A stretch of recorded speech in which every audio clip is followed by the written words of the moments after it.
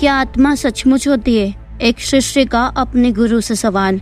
एक समय की बात है, गुरुकुल में हर दिन की तरह गुरुजी अपने शिष्यों को शिक्षा दे रहे थे।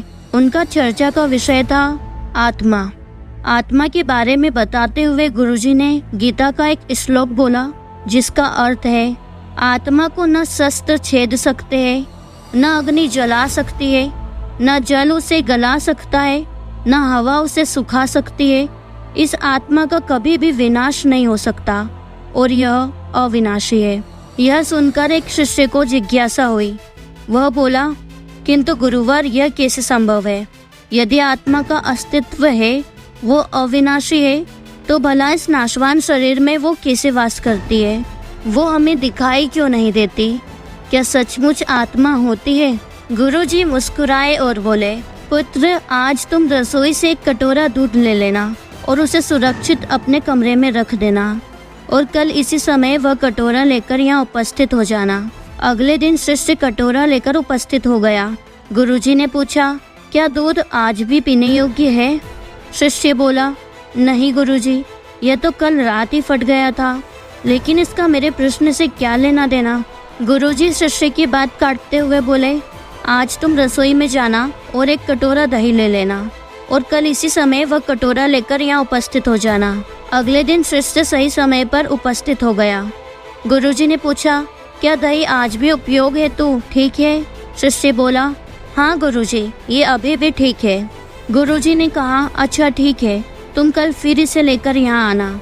अगले दिन जब गुरुजी ने शिष्य से दही के बारे में पूछा तो उसने बताया कि दही में खटास आ चुकी है और वह कुछ खराब लग रहा है।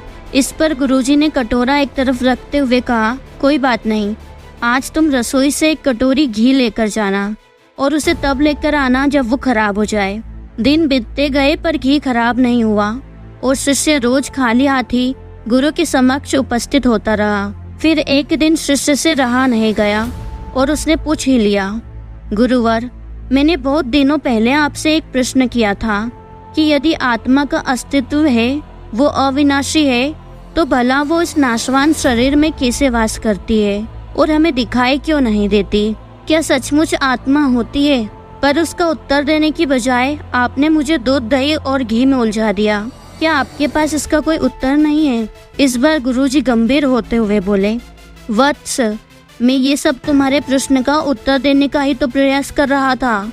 देखो, दूध, दही और घी सब दूध का ही हिस्सा है, लेकिन दूध एक दिन में खराब हो जाता है, दही 2-3 दिनों में, लेकिन शुद्ध घी कभी खराब नहीं होता।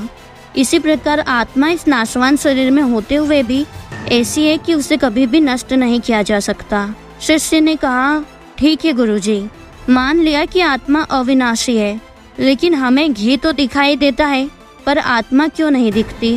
गुरुजी बोले, घी अपने आप ही तो नहीं दिखता ना, पहले दूध में जामन डालकर दही में बदलना पड़ता है, फिर दही को मथ कर उसे मक्खन में बदला जाता है, फिर कहीं जाकर जब मक्खन को सही तापमान पर पिघलाया जाता है, तब जाकर घी बनता है। हर इंसान आत्मा का दर्शन यानी आत्मदर्शन कर सकता है, लेकिन उसके लिए पहले इस दूध रूपी शरीर को भगवान की याद रूपी जामन से पवित्र बनाना पड़ता है। उसके बाद कर्म की मथनी से इस शरीर को दिन दुखियों की सेवा में मथना होता है और फिर तपस्या की आंच पर इसे तपाना होता है, तब जाकर आत्मदर्शन हो पाता है। शिष्य गुरुजी की बात अच्छी तरह से समझ चुका था। आज उसकी जिज्ञासा शांत हो चुकी थी। उसने गुरु के चरण स्पर्श किए और आत्मदर्शन के मार्ग पर आगे बढ़ गया।